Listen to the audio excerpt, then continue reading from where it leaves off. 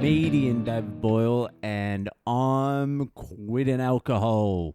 So it might sound like I'm in a war zone today because there will be fireworks going off throughout this whole thing. It is Diwali. It is the festival of lights. I don't know what else it is, but people just set off fireworks. We have a whole fucking box, like a big fucking box of fireworks to set off tonight and tomorrow. I'm making a little video of it, so it'll be up on my YouTube and shit like that later. But Jesus Christ, we have enough fireworks to put up a good fight against the Taliban. It'd be an even fight with the amount of shit we've got. Someone is going to lose a thumb and a couple of fingers, and I'm pretty sure it's going to be me. I was never the blow shit up guy when I was younger. I have very limited experience with fireworks. I think the last time I set off a firework was in Bali, and I almost caught myself on fire. I didn't know what direction it was meant to go. I didn't know what I was doing, and it just went off almost on me. I had friends who fucking loved it. They would hold what looked like a stick of dynamite in their hand until the fuse was right down to the fucking bottom, and then they would throw it and laugh their fucking heads off. Those guys then graduated to petrol bombs and setting cars on fire. So I wasn't really part of that crew.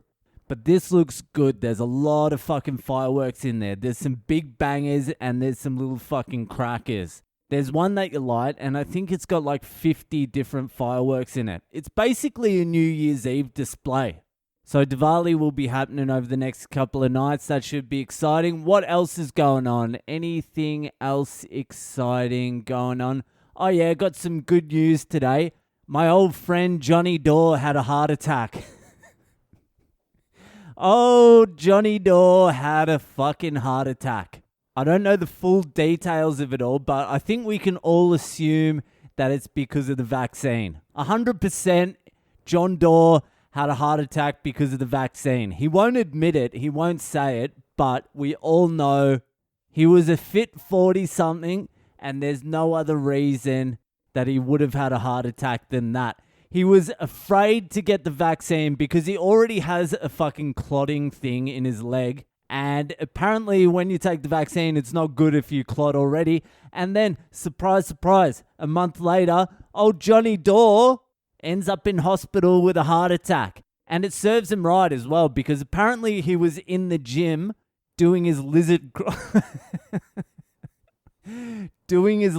crawl. That's his new workout. He crawls like a lizard.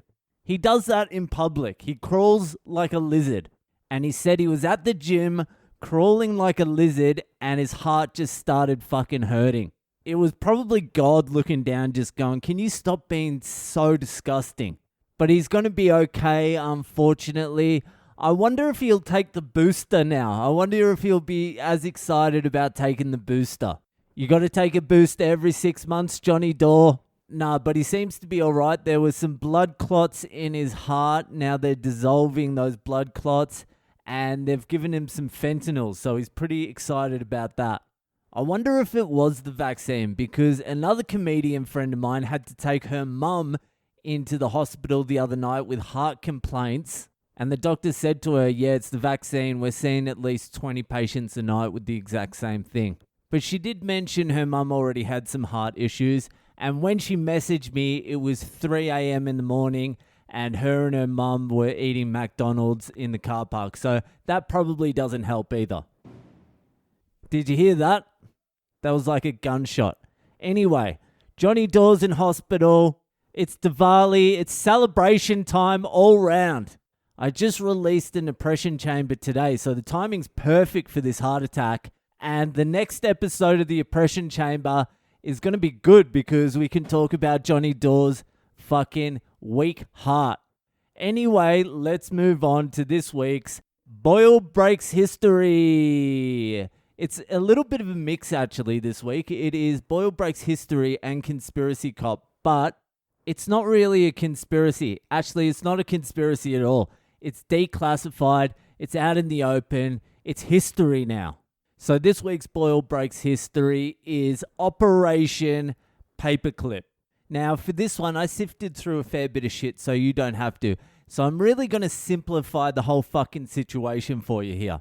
Operation Paperclip was a secret United States intelligence program where they bought 1,600 German scientists, engineers, technicians, Nazi war criminals from Nazi Germany over to the US for government employment after the end of World War II.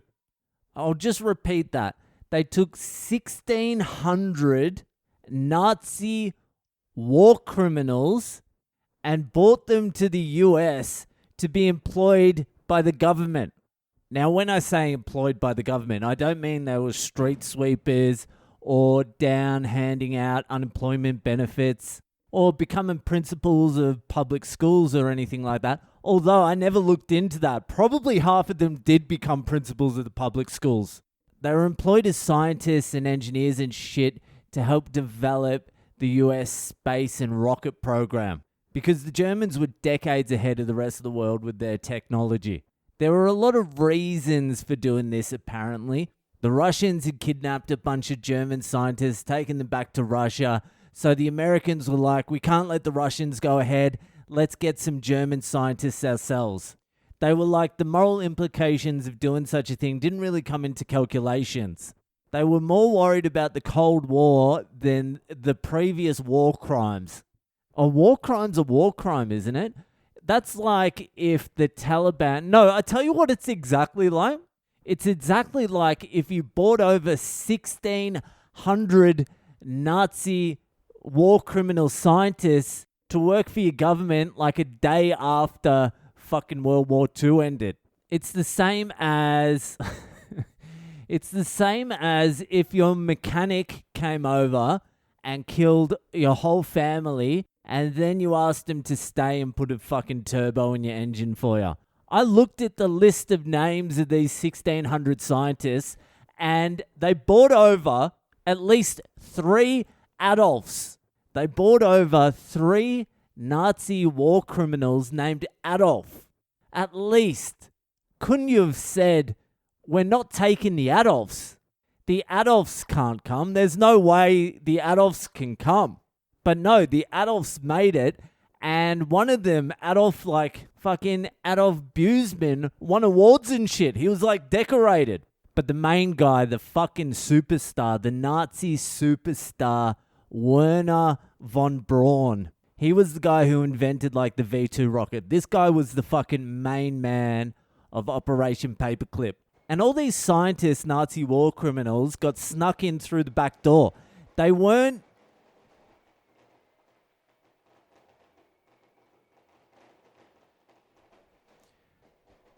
I don't know if you can hear that, but it sounds like I'm under attack.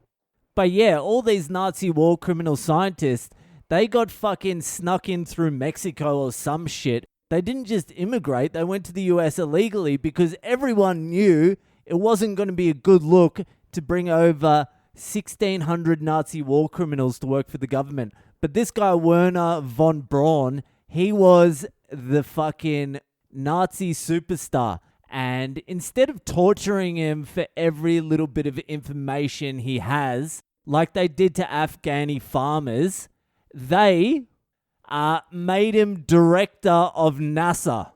It's some of the craziest shit you'll ever fucking hear. There's him standing there with fucking JFK, basically arms around each other, looking up at a rocket, just giggling. It's like, what the fuck is going on?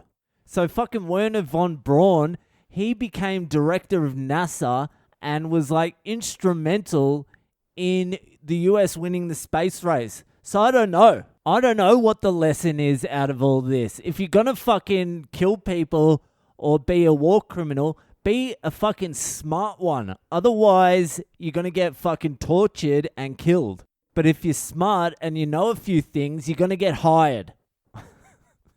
Operation Paperclip is fucking insane. And that is all you need to know about it. That is Boyle Breaks History for this week. That is it for tonight. Say a little prayer for young Johnny Dore, and I'll see ya the fuck later.